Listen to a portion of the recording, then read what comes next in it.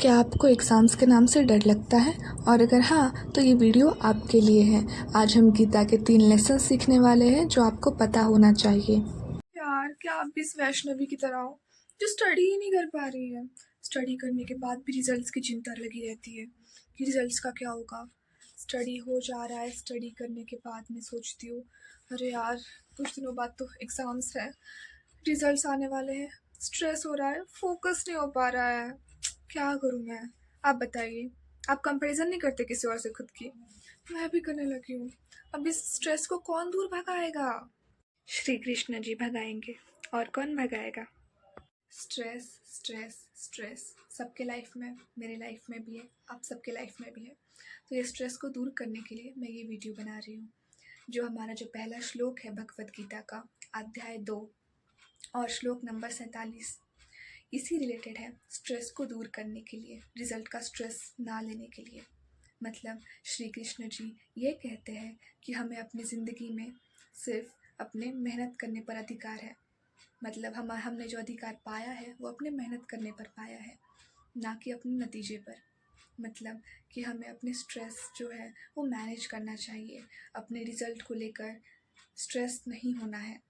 Simple words में ये कहना चाहती हूँ कि जो आप सपोज़ एक एग्ज़ाम्पल दे रही हूँ मैं, कि एक बच्चा है, वो क्या कर रहा है कि वो पढ़ाई कर रहा है, वो रिज़ल्ट की चिंता बिल्कुल नहीं कर रहा है कि जो होगा देखा जाएगा, बट वो मेहनत करके स्टडी कर रहा है एंड उसका लास्ट में रिज़ल्ट बहुत अच्छा आ रहा है क्योंकि रिज़ल्ट भगवान पे छोड़ दे रहा है। एंड यहाँ पे दूसरी तरफ कोई और बच्चा है जो स्टडी के बीच में उसको रिज़ल्ट्स की बात याद आ रही है कि ओ माय गॉड यार रिज़ल्ट आ रहा है, क्या करूँ, कुछ टाइम बाद रिज़ल्ट आ जाएगा।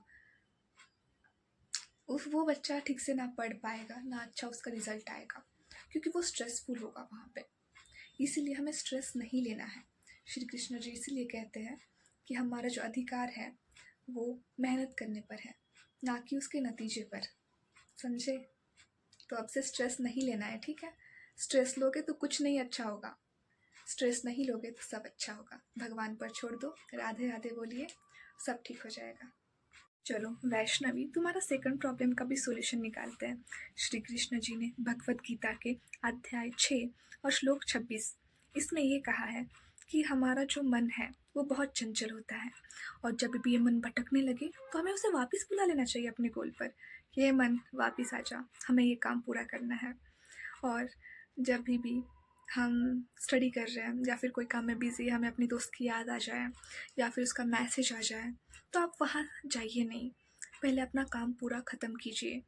क्योंकि जो फोकस है वो एक प्रैक्टिस है, और प्रैक्टिस मेक्स मैन परफेक्ट, और we can say practice makes everybody perfect, everyone perfect. इसीलिए आप प्रैक्टिस कीजिए। प्रैक्टिस करेंगे तो एक दिन आपका फोकस बहुत अच्छा हो जाएगा। एंड अगर आप डिस्ट्रैक्ट हो रहे हो, श्री कृष्ण जी का नाम लीजिए, सब ठीक हो जाएगा। जय श्री कृष्ण।